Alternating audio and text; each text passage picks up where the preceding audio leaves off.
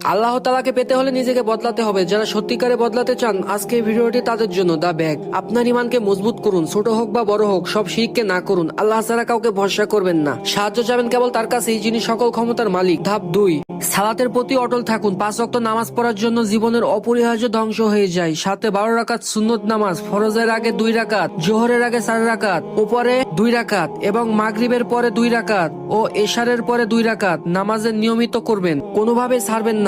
ধাপ 3, হারাম থেকে নিজেকে দূরে রাখুন। গান, মুভি, নাটক, খারাপ যা আছে এইসব হারাম জিনিস থেকে বেরিয়ে আসুন। হারামে ঢুকে থাকলে আপনার ইবাদতে বাধা সৃষ্টি করতে পারে। ধাপ 4, নিজের জবানকে শুদ্ধ করুন। গীবতপূর্ণ, নিন্দা, হিংসা এই 3টি আত্মার বিষ। মনে রাখবেন, আপনি তাহাজ্জুদ পড়লেন কিন্তু গীবত করলেন, আপনার তাহাজ্জুদের সওয়াব ওই ব্যক্তির আমলে চলে গেল।